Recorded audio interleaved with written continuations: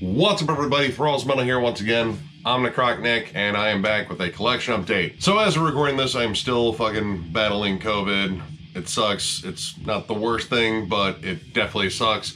But during this downtime, I figured I had time to go through and jam a lot of music that I had collected and had been sent to me, so I can actually get caught up on some stuff. And that is essentially what I'm doing here, because it's been a while since I've gone over some new stuff. A lot of the stuff from the Florida run was a little bit older, and I actually have some new stuff in here. Now this one will also feature stuff from the Metalhead box, as well as stuff that was sent to me by the classiest of channels, Classy Lonnie, and my good buddy Brian Arkham as well. So we're gonna get a chance to go over some stuff that I brought up but I hadn't listened to at that time.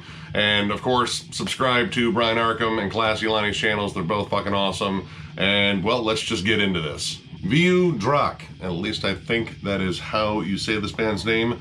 Death Riff Society. This is the third and final album from this death metal / crust band from Germany. Came out in 2002. This is one that Classy Lonnie sent me, and he told me this album has got some fucking riffs, and he was right. This is really fucking sweet, actually. The crust elements seem definitely played down compared to the death metal elements. This is very much just like a death metal album, and it is just packed with riffs. It's very similar to jungle rock. There's a lot of that groove and sort of meat and potatoes ethic to it, but it does break out into some punkier stuff here and there. And it's a very thrashy style of death metal too. Like, there's a lot of Vader-ish riffs on here, and I absolutely love the riff work on the song Burn. I think that one is a big standout on here. If I was to compare this to like another meat and potatoes death metal style, I would definitely say Blood Red Throne is in there. And even the track Caravan has a little bit of bolt thrower love on it in terms of the groove and the riffs to it. I have to say though, the fact that there's a song called Peaches and Cream on here, I thought was kind of odd. That is literally the least death metal song title I have ever fucking heard,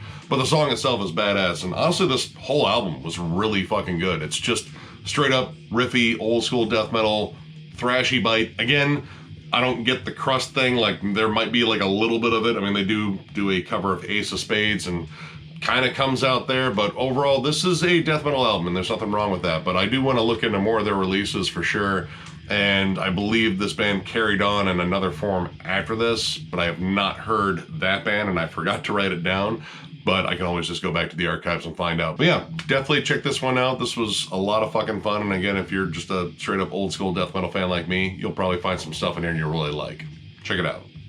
Alright, I'm gonna bring these up as a pair, and I also couldn't find art for either one really, but these are the two samplers that I got courtesy of Classy Lonnie in terms of the zines he sent. This is the 4-way split from Soulgrinder's zine, and this is the Coroner's playlist from Morgorot Records and their magazine, which is also shared with Wise Grind Records, which I'm not really familiar with, but these were both two huge helpings of underground stuff that I had never heard of. Now, the Coroner's playlist here is pretty much steeped in brutal death metal, death grind, and maybe just straight up grindcore too. Like, these are a lot of short, violent tracks on here, but there were some legit bangers on here. The opening track, Leeched by Scab Hag, which I believe is playing in Tiffin, Ohio at some point in July.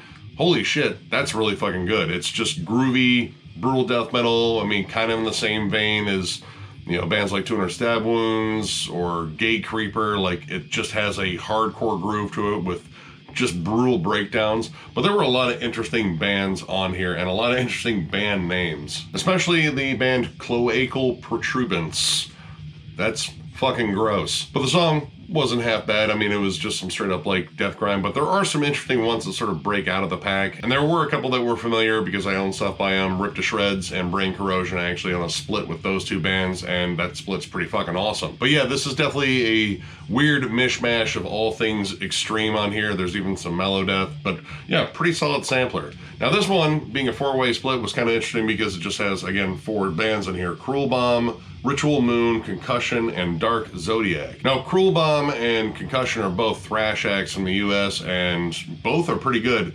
They have Concussion listed as a crossover thrash band, but they kind of sound more like a thrash / groove metal band. Like, there's definitely more groove to the songs. The songs are kind of long for crossover thrash, because generally you think of very short songs when it comes down to that style. And I would say there's like a little bit of like death metal influence to their sound, but Cruel Bomb is unmistakably straight up thrash. My buddy The Crypt from Metalomania actually went to go see them not too long ago, so they put on a killer show. He's been telling me about this band for a while, and Well, I'm definitely going to have to check them out because I really like the 4 songs that were on here. Now, Ritual Moon was kind of odd because all the songs sounded different just in terms of like they were mixed different, like they kind of came from like different demos or EPs, and that actually made me look into this split itself. A lot of the stuff is pulled from different EPs and demos and albums and such that these bands have already released, so this isn't all original stuff. Which, I mean, it's a label sampler. I really didn't expect that, but with Ritual Moon, like, the songs really can vary just in terms of, like, listenability, because there's at least one on here, I think it might be the song Passage, that it just sounds so raw that I can't really make out much through all the mud. But their style, straight up black and thrash, definitely a lot of, like, aura noir sound to it, and overall the music's solid. It's just the production from, you know, release to release was a little rough. And then Dark Zodiac is death thrash from Germany, pretty solid. Really like the vicious vocals the front woman has, but the pig growls, I'm not a big fan of pig growls anyway, but the pig growls I didn't think were really good. But they have like a really tight sound, very Teutonic thrash sounding, which, yeah, I don't fucking blame them there. And the songs they picked definitely were all different. But yeah, both of these were really fun to listen to. And again, I miss listening to comps and shit. Like, that was a big thing that I was into when I was younger. And so it's kind of fun just to go back and jam that sort of thing, except with newer bands. But yeah, definitely check these out. Check out the zines themselves. I think both of them are really fucking cool. And definitely check out the bands that are on these compilations, because most of them are really good. So yeah, check them out.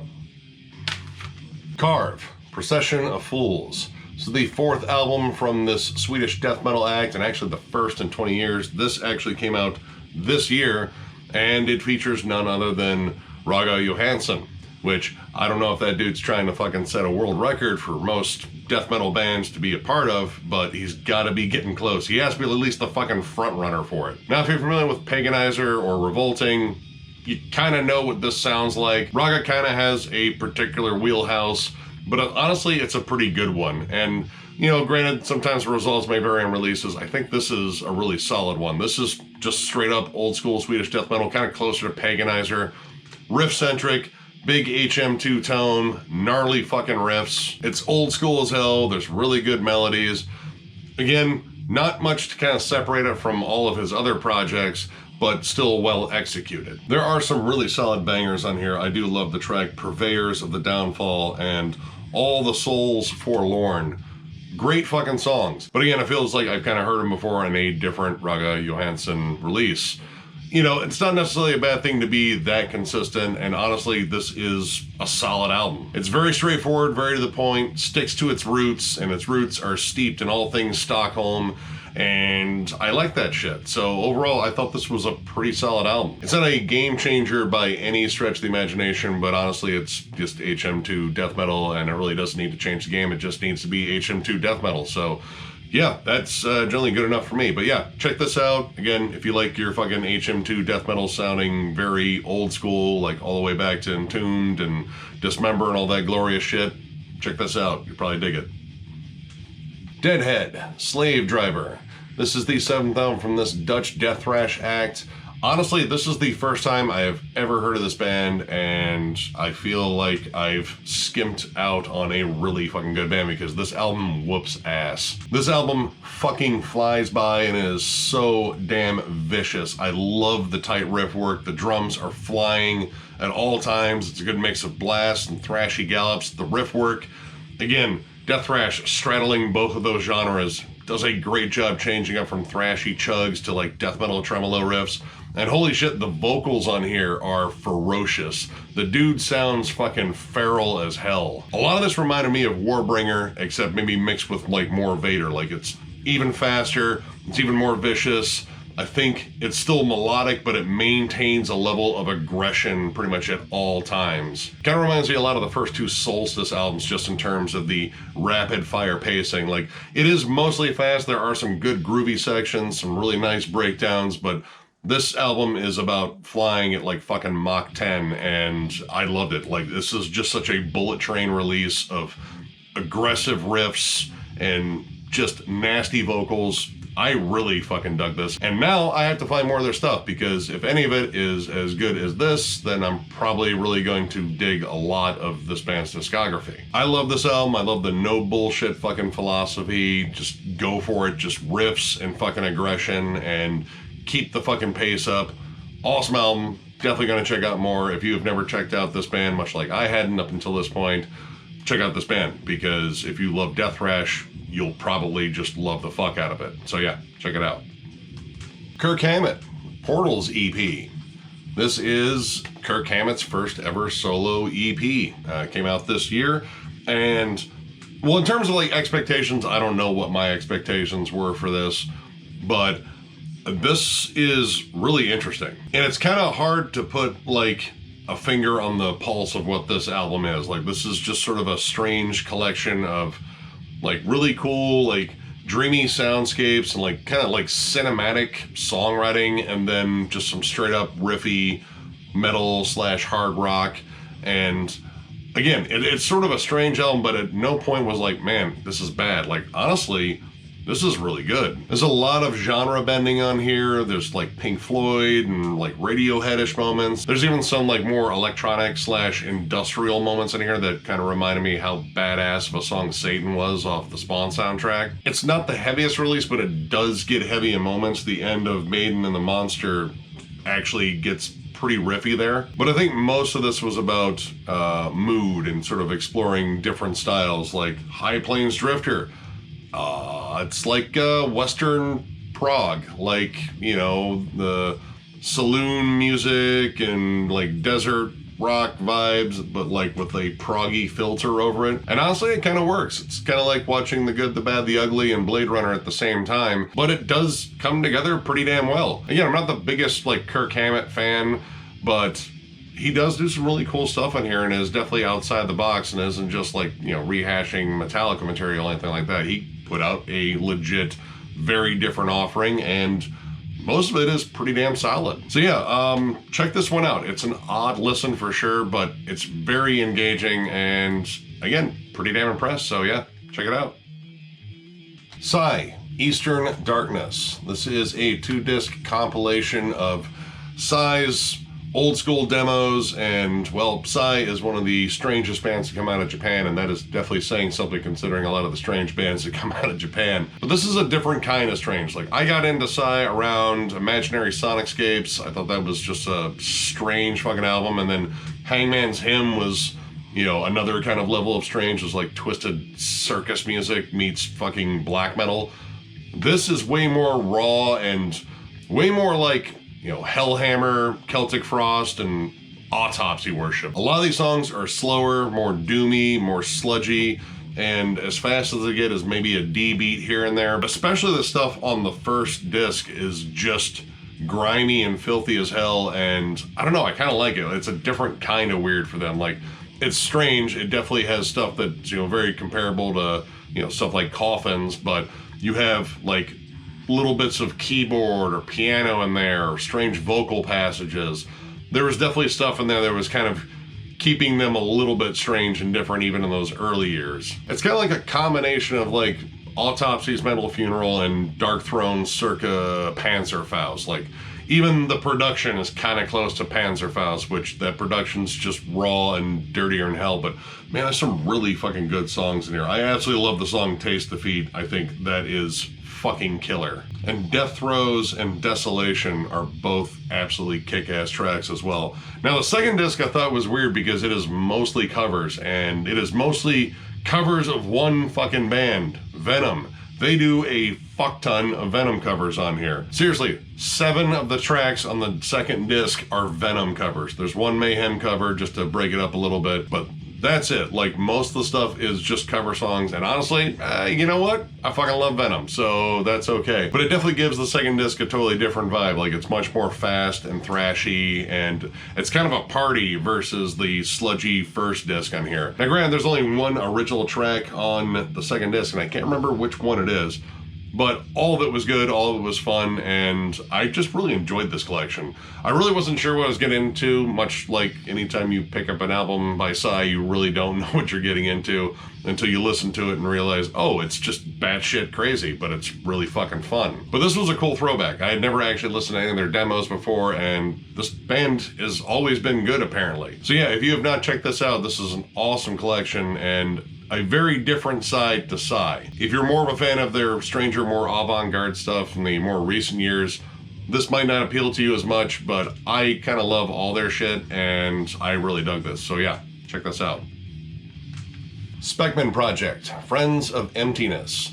This is the second album and first in 30 years from Paul Speckman's side project, famous master frontman, long-standing old-school death metal fucking veteran. And I actually have the first one that actually came in one of the deluxe packages for, I believe it was the second Master album. And this is one of those projects where I didn't really wonder what happened to it, because Master kept continuously pumping out album after album, and they're one of the hardest working fucking old-school death metal bands out there. But that first one didn't sound too far removed from Master's overall sound, and that is kind of the thing on here. Like, this is still gritty old school death metal. There might be a little bit more punk influence on here, but overall this is kind of indistinguishable from a lot of Master, which isn't necessarily a bad thing. I love Master, but you know, this is a little too similar and it doesn't feel as necessary as, say, another Master album. I do like the thrashy sort of punky vibe, like it kind of rolls like a Toxic Holocaust record. Mix wise, I think the vocals maybe too out front. They kind of cover up some of the riffs occasionally because they're just so damn loud. Oh, and Raga is on here because somehow he found time to actually be in another band. I don't know how, but he did. And honestly, the guitar work in here is pretty solid. There's really good riffs all over the place. The last track I thought was kind of odd. It's just a ambient spoken word track, and you know, mostly a lot of just dark subject matter and probably some socio-political stuff. I know Paul Speckman does not care for any government, it seems. Well, except for maybe the Czech government right now, or Czechia, or whatever they are calling it now. But he definitely still has his opinions about U.S. politics, and he hasn't liked U.S. politics in a long time, which is why he lives in Europe now. But overall, I thought this was a decent album. Like, it doesn't scream a necessary release, because again, it kind of just sounds like Master. I mean, his vocals are kind of a signature sound in Master too, and the riffs are Masterish. But, you know, there's a little bit of difference there, but overall, it's still a good album. It's very meat and potatoes. It's riffs, D-beats. It's got a lot of energy to it.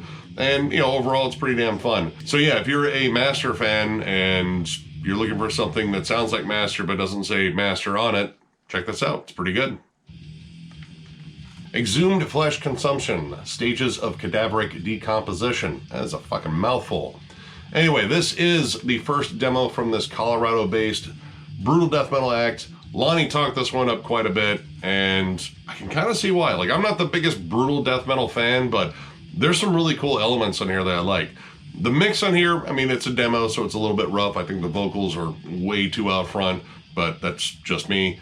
I have to say, I like the fact that there is not that big, plunky, brutal death metal snare. I know people love that, but I suffered through fucking Saint Anger when I got it, and I don't want to hear anything that sounds like that Saint Anger snare. But honestly, I really like the riffs and the fact that this is very groove-laden. Like, this is more along the lines of, like, again, like a 200 Stab Wounds sort of, like, groovy, brutal death metal, or maybe a little bit more akin to like a band like Broken Hope. I do like the choices of samples on here for ambience. They sample a little bit of Phantasm, and I don't know which Vincent Price movie, but it's Vincent Price's voice, and Vincent Price is always welcome in metal just because it's fucking Vincent Price. But with the samples in there and kind of a drum machine like sound and just the big chunky riffs and more groove laden stuff, it kind of sounds similar to Fulci. Granted, not as good. Like, there's still some transitions to be ironed out on here, but in terms of like the start of a band here, I like the beginning of this band. I want to hear more. I want to hear them get better because I think they have a good thing going here. This is fun brutal death metal, and it's brutal death metal that grooves, and I really fucking like that. So yeah, Lonnie, you're right about this one. This is fucking really good. So yeah, if you have not checked out this band, I recommend it. Lonnie recommends it, and he's much classier than me, so you should take his word for it. But yeah, either way, check this one out. Eallic, Rake of the Astral Leviathan. This is the debut album from this Salt Lake City-based melodic black and death metal act, and this one came with a little bit of a warning from Lonnie when he gave this one to me. He was like, listen, you just gotta make it past the clean vocals on like the first actual track. Believe me, everything after that you're gonna love. And I was like, huh, that's really weird to single out one track in the beginning.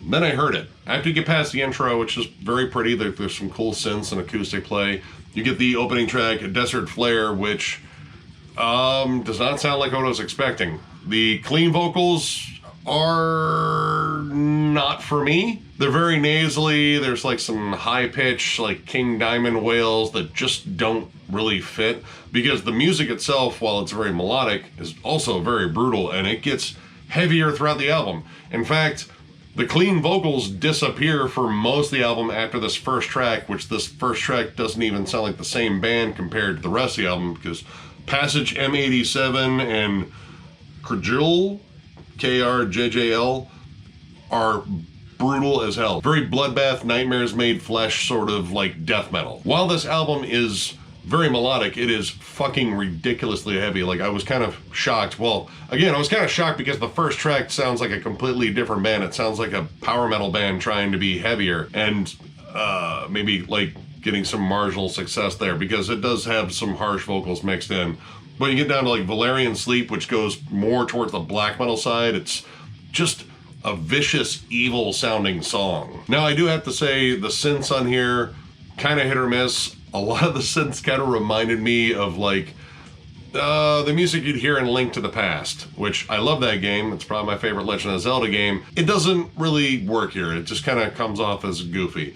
And again, I've been bringing that up, like I've been wanting to hear the Megadeth cover, This Was My Life, and honestly they did a pretty good job. And since the dude's vocals were kind of nasal, it sounds a lot like Dave Mustaine, and it kind of fits, albeit with much more brutal guitars, and they kind of heavy up some stuff on there. But yeah, overall this was really good. Again, it starts off very odd, and the clean vocals do come back a little bit later, even before the cover, but that whole middle section of the album is fucking awesome. I love the songwriting. It is brutal as hell. And honestly, I recommend it. Again, if you're not a big fan of the clean vocals, just move ahead one track and you're going to be greeted to some sick fucking riffs and some just brutal, well-written songs. So yeah, definitely check this one out. This was really good.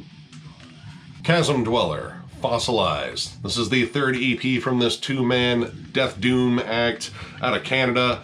I've actually been friends on Facebook with the frontman of this band for a while, and I keep meaning to pick up their stuff, and then Lonnie sent me this, and I was like, well, alright, I finally get to check this out, and holy shit, this is some nasty, fucking, very brutal death doom. There's a lot of that Mortician sort of fluid sort of vibe to this, whereas it is a drum machine, but this lays on some thick grooves, and Jesus Christ, that guitar tone is fucking ridiculous. And Donnie, you got some sick fucking vocals, dude. My only issue with this EP was honestly sometimes the drum machine got buried. I could hear the kick drum, but the snare would get buried in how fucking vicious that guitar tone is, and of course Donnie's giant fucking vocals. The thing I really liked about this is it's definitely more on the brutal death metal side in terms of like how heavy it is. It has slam riffs in there, but it's done with like a doomy flair, so brutal doom, I guess, I don't know, might be a thing. I don't know, you could call it that. Either way, I was fucking grooving in this. My stank face was fucking on point, I think, throughout most of this fucking listen. And yeah, now that I have heard Chasm Dweller, I am definitely going to get some more Chasm Dweller because this shit's fucking sick. So yeah, if you've never jammed this band before and you love bands like Fluids, Mortician, Fulci, right in that same vein, definitely check this out. Slave Agent, Alternate Histories. This is the debut full-length from this Canadian thrash act. Came out in 2021. This is one I got in the Metalhead box, and I was already intrigued by the very Voivodish logo on here. But musically, this isn't very Voivodish, you know, sadly. But I'm okay with it because what I got was really cool. This is more straight up like modern thrash metal, very similar to bands like Havoc, Warbringer, and I would say Vector, because they also like Voivod too and have a very Voivodish logo. But this style of thrash definitely has more in the vein of like more lavish songwriting. These songs aren't just like straight ahead, all thrashy barn burners. There's lots of movements in here. Definitely taking a page out of like Metallica's early work, but it has a little bit more of the sound of like 90s thrash. Like it's a little bit heavier, it's a little bit darker. The production sounds a little bit thicker and chunkier, especially in the guitars. I really love the sound of the guitars on here. And I like the fact that this is very aggressive, but there's a strong focus on melody, especially the song Post-Modern Terror and the title track for damn sure. That is a very hooky but very aggressive song. And for 6 tracks, this is a very full album. The songs are longer, especially the last track, Parasite the Bitter End, which is definitely their most lavish song. It's got a lot of different movements to it, and I really fucking dug it. But yeah, I really dig this album. I definitely want to hear more by this band. I think if you like thrash just in general, there's a ton of stuff on here that you will latch on to. Again, aggressive riffing, but a strong focus on melody. The leads are really good. It's just pretty much checking off all the boxes that I like about thrash. So yeah, if you have not checked this out, I strongly recommend it. Disfuneral, Blood Red Tentacle. It's the debut album from this French death metal act. Came out this year on Redefining Darkness Records. And this is some fucking gritty, old school Swedish death metal worshipping fucking death metal. And yeah, I love it. I know, you're all fucking surprised. But I absolutely fucking dug this. The whole vibe is great. I love the production here. The production, very organic sounding. It actually has the sound of those old school Swedish death metal albums. The vocals on here are great. They're intelligible, but they're very gritty. Love the fucking riff work. There's a lot of great songwriting here. There's a lot of really cool thrashy moments, especially on Lord of Discord, or if you just want some D-beat rippers, Dissolved is an absolute fucking banger as well. And this is maybe a little bit more groove laden too. There's only one section on here I think that has like prominent blasts. Maim, Kill, Burn. But the blasts actually have a really cool tremolo harmony on it, and I think that's the thing that stands out more than the blast beats. A lot of this goes for the groove and sort of that thrashy pace, and honestly, the pace of this album stays fast and very energetic. Now, the back half does slow it down a little bit from the front half, but I kind of like that it's like a tale of two sides there. But I love how the back half picks up with Devourer of Light. It's got a really cool fade in that builds up, and I think the riffs on the back half maybe a little bit more clever and a little bit more intricate since they're slowing down. I had heard rumblings about this band. I saw this in Redefining Darkness's Bandcamp, and I was like, well, fuck it. It's time. It's time to fucking check this out. I jammed a track and was like, yeah, that's about all I need. I'm pretty sure I'm going to love this. And I was right. What can I say? I am a slut for HM2, and this reaffirms my sluttiness. So yeah, if you have not checked this one out and you love HM2 as much as I do, you will definitely dig this one. Check it out. All right, we have a pair from Wolven Ancestry, and these are their only 2 full lengths. We have the Wrath of Gaia and the Silence and the Boreal. And this is a melodic black metal band from Canada, or they were from Canada because they broke up after this album. And you're probably looking at these album covers in the corner and thinking, man, did they like get a painting somewhere like a Cracker Barrel or a truck stop and say, man, that's pretty fucking cool. My girlfriend says my spirit animal's a wolf. I should get these. We should make a wolf-based band. And then they did. And then they chose Wolven Ancestry, which I think is a weird name because that might imply that someone in their family fucked a wolf or got fucked by a wolf.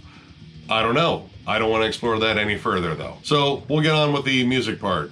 I really wasn't a fan of the debut here. This is a pretty rough listen with very static vocals and just droning tremolos and kind of wonky songwriting. I guess you could say it's in the symphonic black metal sort of realm.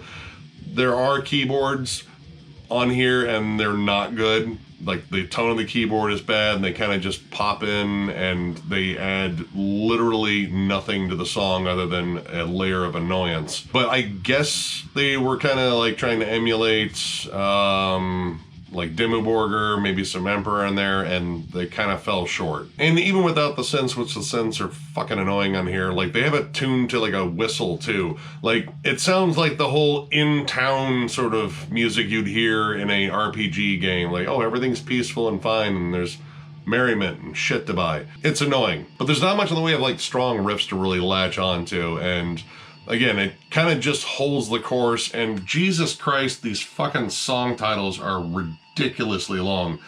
God, I'm not even going to try to read any of those. That's not just because I have sunglasses on, the glare sucks. I just don't want to read them. They're fucking ridiculously long, and I feel like they're just long sentences of nothing. So yeah, this one, not good. This one, actually a lot better. I mean, the cover's, maybe better than this one, I don't know. But honestly, they did a lot of things better on here. First off, no stupid long song titles. They shortened them down. There's a little bit more death metal on here, and I would say maybe a little bit more like Cradle of Filth vibe. So it's like kind of that, are we black metal, are we death metal, are we just extreme metal? I don't know, this is more like black and death metal in spots. And the keys don't sound as bad, probably because they're buried in the mix where they fucking belong if they had the same settings on this one. But it's the songwriting on here. The songwriting on here is really good. Like, I think they tried to like maybe recreate their own Enthroned Darkness Triumphant or something like that. And I'd say they got reasonably close. There's more standout melodies. There's maybe a little bit more nuance, the songwriting, especially Memories of Life Forgotten with Time, which I know sounds like a long title, but that would be a short one on this one. But there's almost like a proggy flair to it. And the last track, The Bearing Descent, is absolutely majestic sounding. So yeah, these were both interesting listens for different reasons. Like, this was actually like interesting in terms of being engaging, and I wasn't just, you know, making fun of the artwork. This one, I feel like I'm making fun of everything, but honestly, it's not great. But still, at the same time, I recommend checking them both out, form your own opinions. You may end up loving this one and hating this one. I don't see how that's possible once you listen to them, but that could be the case. So yeah, check them out and maybe get like a wolf t-shirt and a dream catcher at a truck stop and complete the whole sort of aesthetic while listening to this. Ritual Fog, Visions of Blasphemy EP. This is the debut EP from this Tennessee-based death metal act, and it's on tape. I don't have a tape player, so I had to listen to this on Spotify. And as much as I could bitch about tapes, I don't want to because I've done it before. But I do want to talk about how fucking absolutely badass this EP is. This is like Tennessee's answer to 200 Stab Wounds here in Ohio. Like, this is tight, brutal, just groove-laden death metal. Now, this might be only 8 minutes long, but holy shit, every track, all three of them on here, were absolutely fucking awesome. The production's fucking great. I love the sound of the drums. The vocals have a little bit of a John Tardy flair to them occasionally. The guitar tone is pure chunky filth. I really wish this was on CD. So Ritual Fog, if you're thinking about putting out this or like another demo on tape and then compiling it on a CD, I don't know. Put out something on CD, I will fucking buy it because I fucking love the sound of this. As it stands though right now, I'll probably end up downloading this on iTunes and jamming it again because this is absolutely fucking fantastic. If you've not heard of this band, much like I hadn't heard of this band until Lonnie sent me this tape, which I was like, man, he fucking sent me a tape. Check this band out. It's fucking awesome, and it just has that whole caveman death metal fucking aesthetic, and I love that shit. So yeah, check this out, buy their tape if you collect tapes like I don't, or download it. I don't know. The main point is, listen to this band. This fucking EP is fucking killer.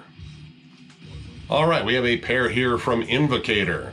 We have Excursion's Demise and Weave the Apocalypse. This is their debut album, came out in 1991, and this is the follow-up that came out in 1993, and they're both very different. Now, I had heard of this band. I had never actually jammed their stuff, and then Hammerheart was kind enough to reissue these on 2-disc forms because, you know, Hammerheart's really solid about their reissues and remasters. So I had to snag them, and this one I absolutely love. This is killer technical thrash, very much in the vein of bands like Sadus, or I would even say like early Pestilence. There's almost a bit of a death metal tinge to it. I love all the angular riffs and wild songwriting. The drum work's fantastic. The transitions are wild. The riff work is tight as fuck. There's a lot of Coroner on here too, I think. Or maybe like Creator's Extreme Aggression. I don't know. I feel like I should have been listening to this when I was a teenager. Like, I missed out on a legit fucking gem because this is just a fantastic album. And the second disc is really cool too because it packs on a lot of their demos, and the demos sound very different, especially the earlier demos. It's way more straight ahead, way more just kind of focused on being fast and aggressive rather than technical. And it definitely contrasted where they went at this because, again, this is just very technical and just an awesome fucking listen. Now this one, I think they kind of got bit by the groove metal bug a little bit. It still has its faster moments, but a lot of these songs are more mid-tempo, groovy. The vocal delivery changed a little bit. Like here, it's more of a classic thrashy snarl. Here, it's kind of turned into like a groove metal sort of bellow, like it's a little bit more hardcore sounding. And, well, I mean, it kind of changed the whole vibe. While the riff work is still pretty damn good on here and definitely still like technical to a degree, it's just the fact that it's more breakdown heavy and more groove laden. It kind of just changes the overall vibe. It feels like they kind of cut one level of their sound that they really did a good job at on this one, and maybe made it more appealing for crowds in 1993 versus 91. I don't want to use the word Americanized, but it kind of feels right, because this kind of feels like a lot of the stuff that was coming out in the 90s, like, you know, with, you know, Sepultura going to Chaos AD and Pantera becoming a huge fucking band at that point. I think this one was kind of pointed more at that demographic, but they still wanted to retain elements of this. So you get this interesting mix. There are some killer fucking moments in here. I love the opening breakdown on Doom to Be. I think that is one of the big standouts on here. And the breakdowns in here are kind of fun. There's really fun syncopation, but I definitely preferred this one. Now, this one's bonus disc actually contains live material, and these guys sounded fucking great live. It was definitely while they were touring on this album, but they squeezed in a lot from this album too, and it was really cool hearing these songs live. But overall, these were both good. Like, I think this one is definitely better, but this one's still pretty good in terms of, like, if you want to call it a groove metal album, it's a pretty technical one. And I like the fact that it wasn't like the standard fare in terms of groove metal, like that you would hear in the early 90s and mid 90s and such. But either way, I recommend checking out both. I think this is definitely an underrated gem as far as technical thrash is considered. And this one's just, you know, pretty good. So yeah, form your own opinions and check them out for yourself. Hulder, and bear with me while I murder a foreign language here. This is called De Oproping von Middeluis. I don't know. Duis Termis. That probably was not close at all. But this is a 2019 collection of demos from this one woman black metal act, and I became a huge fan with her last one, which I also can't pronounce. I think it's like God's Last Strings or something like that.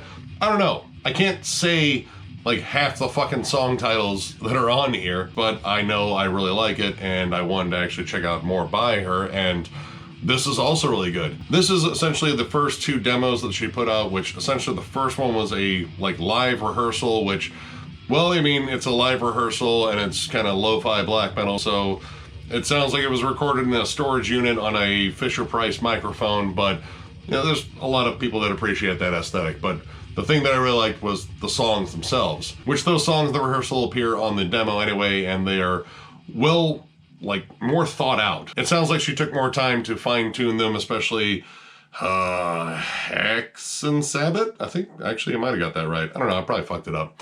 But the two versions could not be any more different. The first one, the rehearsal, sounds like it's just kind of part of the song that she's, you know, kind of got going. The second demo version sounds like a full song. It's actually, I want to say, like 2 minutes longer, and it's really fucking good. A lot of this is very second wave worship, just in terms of the overall sound, so lots of big tremolos, raw production, fucking throat-tearing screams, and lots of, like, cold atmosphere. But it's done really well. I really love the melodies and implements of Hell, again, namely the second demo, not the first one. And she does a fucking ripping cover of Into Crypt of Rays, which is one of my favorite Celtic Frost songs. She was already really good, and she got better. And I really just dig the overall aesthetic and the vibe of this. Like, again, the rehearsals, very rough. I'm not going to be jamming those in my car because they'll sound like my speakers are broken. But I think the demos sound a lot better, and it's cool you can hear the improvement between the two demos. If you have not checked out Hulder before, I would probably check out God's Last Strings, whatever it is. That is definitely a more complete piece, and honestly, it's just a fantastic album just in terms of, like, straight up fucking second wave worship black metal. This is way more raw, but I think it's really good, and I think the songwriting and improvement between the two demos is kind of the cool thing on here. But yeah, definitely check this out. I am looking forward to hearing more from her in the future for damn sure. Watain, Casus Luciferi. This is the second album from this Swedish black metal band that, well, elitists seem to fucking hate. I am really starting to get into. In fact, this is kind of beginning my big deep dive into them. I need to get more of their stuff because I love the new one. and it was like, well, you know, I've liked these guys for a while. I've seen them live. It's time to get some of their shit. Saw this, snagged it. That was about it. And I ended up really fucking liking it. This is definitely more raw than the newer stuff, like in terms of the production. It's definitely more gritty, but holy shit, these guys have riffs. And one of the things that I like about this band is it's not just a wall of blast beats and tremolos all the time. There are great breakdowns and great melodies on here that actually makes the song stand out quite a bit. The vocals are demonic as fuck. The drum work is fucking tight. I really like the atmosphere. There's like cool like storms and sections there, and there's really good tension building in the songs. I still can't figure out why like elitists hate this band, because they definitely seem to embody a lot of just cool shit people like about black metal. But maybe it's too well liked. And if you like a band too much, that means they suck. Or something. I don't know. None of that shit makes sense to me. The elitist thing kind of gets way too pretentious for me, but I really dug this. I plan on getting more. I don't know what I'm going to get next. It'll probably be just the next one I see, because I'm kind of a completionist, so I'll probably end up getting all of their shit. But yeah, again, if you have not jammed this one, I strongly recommend checking it out. It's very melodic, but it's also just fucking cold and merciless as hell, and I think that's a fucking damn good mix. So yeah, check it out. Tzompantli. I think I got that right. I'm not going to get any of this right. Okay, the album is called Tlazcaltiliztli, maybe? I don't know. All right, all these song titles are in like early like Mesoamerican, so like Mayan, Aztec, and oh my god, some of these are like fucking word jumbles. Like I bitch about trying to pronounce things in Finnish, which I can't. I can't do this one. I can pretty much say like the end of them because they all seem to end in Li, but the rest of it is just, man. Anyway, this is the debut full length from this California-based Death Doom act, which features members of Teeth and Xibalba, which Xibalba also has that theme, but thankfully they don't just go with the language on every track. But holy shit, this is ridiculously heavy.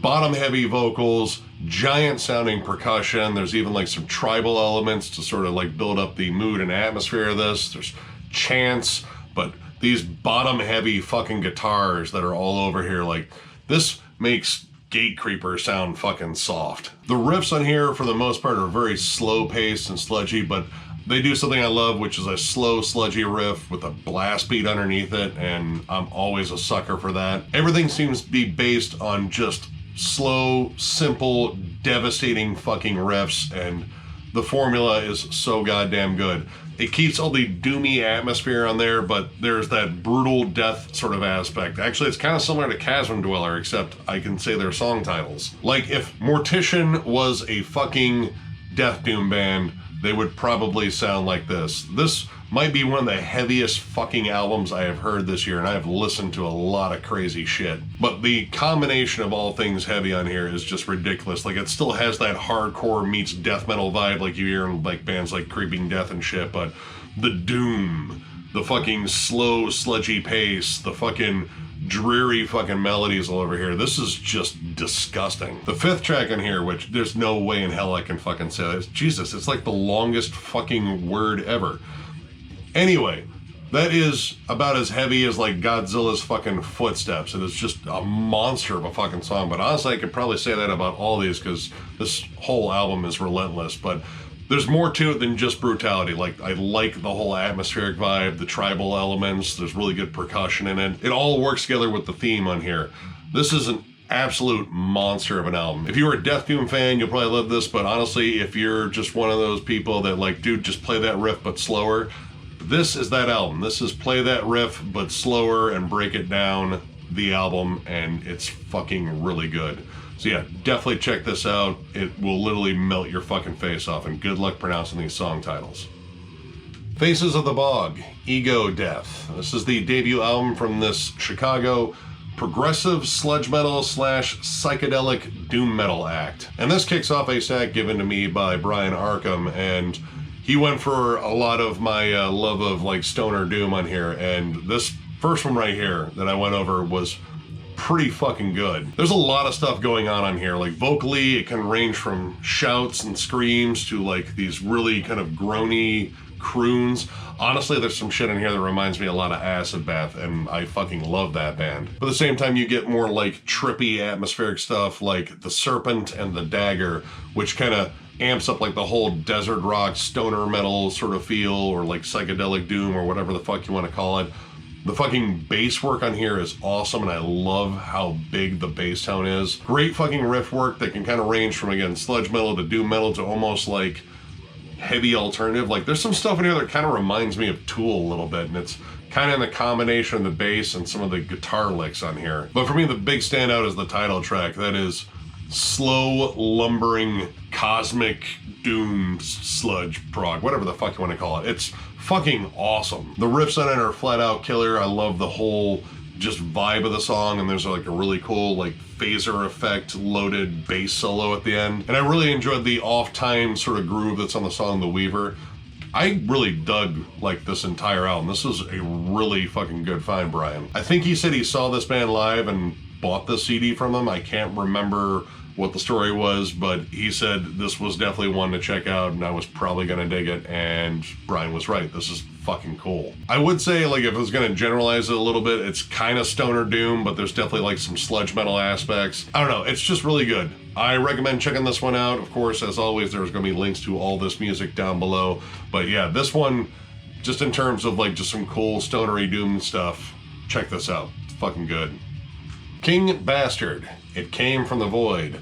This is the debut album from this Long Island-based stoner doom metal act. Came out last year, and this is flat out stoner doom. Like, this is just the biggest, fuzziest, fucking warmest sounding fucking thing. But honestly, the album, again, kind of like Faces in the Bog, is a little all over the place. Just when you think you're getting settled into what their sound is, they change it up ever so slightly and make it even more interesting. The opening track definitely sets the pace, and it has, of course, all the things I love about stoner doom, the big fuzzy tone, like this sounds like Mono Lord and Truck Fighters.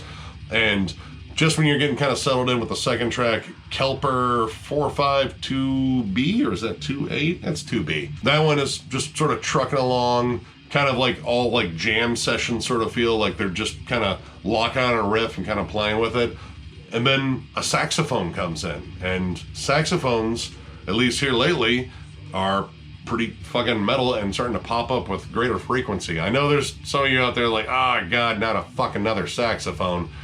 But honestly, I kind of like it. And just this little bluesy solo coming in there and mixing in with those bluesy riffs, it really fucking works. But there's other elements that come in, like there's like twisted string instruments that sound like, you know, you're being attacked by fucking bees that like classical music. And the song Psychosis in a Vacuum all of a sudden just gets heavier than everything else on here. Like, it gets like stomping death metal rhythms to it, albeit with like big stoner doom riffs on it. And outside of that track, the rest of this is instrumental, so that's the only one that actually has vocals, and they're just harsh as fuck.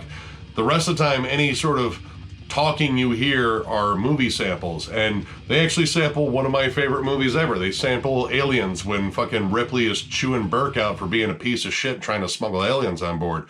Fuck you, Burke. You're a bastard for that shit. That actually might have been the most gratifying death in that entire movie. But yeah, this whole album is just nuts. It kind of devolves like a little bit, like it gets a little bit crazier and weirder towards the end. Like, it starts out very well put together, like just jam it out, riff it out, and then it just gets weirder as it goes on. And I kind of like that. It kind of turned into this weird journey that was kind of similar to like the end of the movie The Black Hole, which still makes no fucking sense. But yeah, Brian, you fucking found a wild one here. This is really fucking good. So I'm gonna look for more of this band stuff for sure. And I'm really curious what they do next. And I'm also curious who they sample next, because I have a lot of fucking favorite movies I could recommend them. But yeah, check this one out. It is some really good stonery fucking fun. Modus Delecti, Nobody. This is the first full length from this Italian brutal death metal / death grind act. Came out in 2011. And though this band is listed as active, their last EP came out in 2015, so they've been kind of dormant for a while. But this is just, well, I mean, mostly brutal death metal. Like, it's just brutal death metal, except most of the songs are shorter. Like, there's definitely some grind elements, but that is used more intermittently. Like, this is more about, brutal death, chugs and slams and the guttural vocals and the big pingy snare, which, I mean, isn't the most annoying snare I've heard in terms of brutal death, but it's still pingy, so I didn't like it. Now, the guitar tone I think is kind of odd because it feels really thin. Like, I know there's probably just one guitarist on here because this is a 3-piece, but I don't know, it just feels less chunkified than what you would expect in terms of brutal death metal. Like, for me, I think the grindiest it got was the song Guilty of Appearance, but even that felt like more of a brutal death metal song, just kind of played faster, but it did have like grind riffs to it. I think the oddest thing on here though is the kind of out of nowhere, like pretty guitar interlude Beyond the Mask, which, all right, guitar interludes and like pretty stuff on like brutal albums is, kind of an interesting little break just in terms of, the overall flow of an album. But for as brutal and as short as all these songs are, this one just kind of feels odd. But there are some really killer breakdowns on here. The Teeth Collector, I think in particular, just has some absolutely sick breakdowns that are really fucking catchy. But then the song ends and then it has like, I feel like a minute or like 2 minutes of silence at the end of it. I was like, dude, why? Like, that kind of feels like a tracking mistake. Like they didn't realize it was still recording and they forgot to cut it off there. And then by the time it came to pressing it, it was like, fuck it. There is a Vomit the Soul cover Self-Perception Veil in here. And honestly, it's pretty damn solid. But most of this really didn't like jump out at me. Like, actually the thing that jumped out at me the most was whoever that is in the middle has the same taste in hoodies as me, except mine's newer. But outside of that, this is just like an okay release. Like, it's brutal death metal. It's kind of grind. I mean, it is fast and ridiculous, but I've definitely heard it done better. But that's just me. You might really dig this, and the only way you'll find out is if you check it out. Rotting Repugnancy, Arbingers of the Last Judgment. It's the second album from this UK brutal death metal act.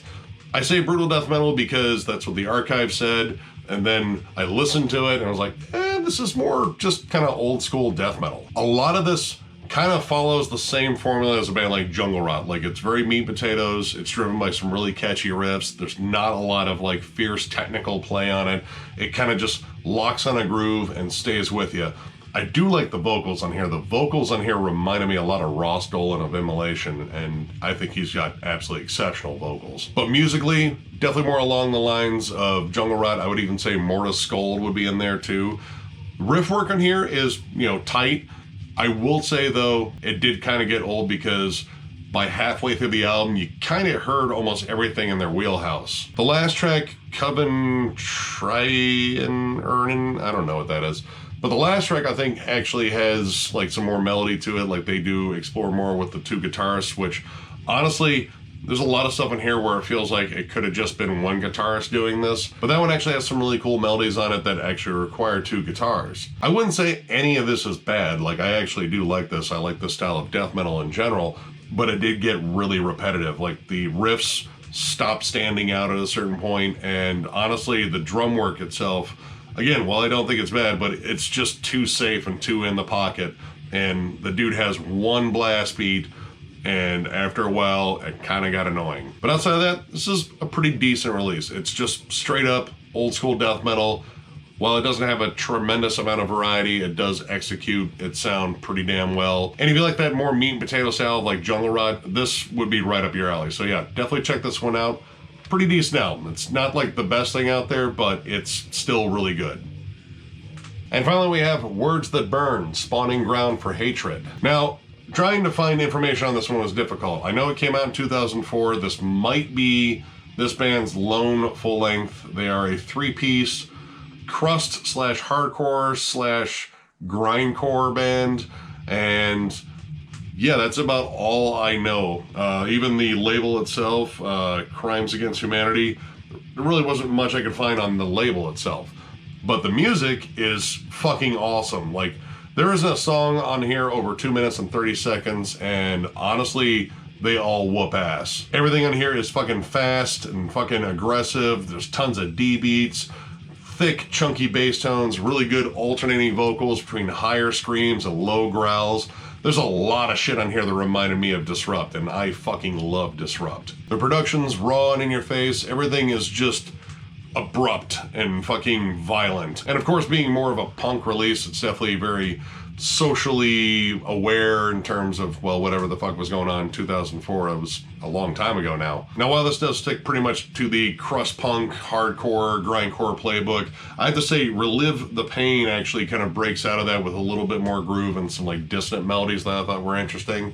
And then in terms of maybe taking a break from the more seriousness, there's Hail Skatin', which I think was pretty fucking hilarious, and the last track, Riot Squad, which sounds like more of a straight up punk song in general. Like, I don't know, it might be a cover, but it also could be just them just doing a straight up punk song. There's even some oohs and ahs in there that are clean in between all the screams, and it's a little bit more major chordy, so it sounds a little bit more upbeat. But yeah, I really dug this one. Thank you, Brian. I had not jammed a crust punk album in a while, or it's just hardcore or grindcore. I don't know. It's kind of a mix of all those things. Either way, I fucking really enjoyed this. Again, kind of a pain in the ass trying to find information on this band, but overall, it's just a fucking damn good listen. It's like maybe 23 minutes and very concise, very in your face, and I loved it. So yeah, if you like any of those descriptors, I certainly recommend checking this one out. All right, that wraps up another collection update, and since the recording of this, I'm still fucking battling COVID, I'm just gonna go back to listening to more music and see if I can get another one of these recorded, because I got a lot of shit that I have not got to yet, and I've already started ordering more stuff that I've missed out on. Yeah, if you haven't figured out by now, like over 100 collection updates into this, that I'm not compulsive as fuck, well, you found out here then. But yeah, as for other things on the channel, first off, I need to get better. That's gonna take a little bit more time, but we do want to get our Pantera ranking together. We gotta figure out logistics there, just in terms of like, you know, time off and shit like that. And the release schedule is definitely interesting. There's a lot of cool stuff coming up we definitely want to talk about, and eventually when I'm more caught up on all the collection update stuff, I definitely want to bring back some underrated albums as well. So yeah, plenty of stuff coming, and of course, as always, if you enjoyed this video, give a thumbs up, and if you are new to the channel, subscribe, because we do stuff like this all the time. We're also on Patreon. If you'd like to help us out there, there'll be a link down below. For all our patrons out there, we are still doing our Ask Us Anything post, so if you have a question you're dying to ask us, regardless of whether or not you think it's stupid, crazy, or just weird, ask it. We will answer it, because we want to have some fun with this video when we shoot it. There's also a link down there to thrallsmetal.com. We can get one of our kick-ass shirts, and of course, Denver Deathfest. I don't know when you're actually going to be watching this one, but know that we're probably in the process of selecting bands, and when we have some more fixed stuff in terms of lineup, we will start making announcements for that, so stay tuned.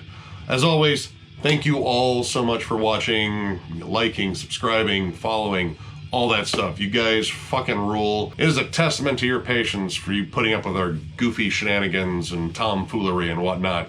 But we love that you've stuck it out with us. We love seeing this whole community grow. It's been absolutely amazing. So once again, thank you all from the bottom of my black heart, and we will catch you later.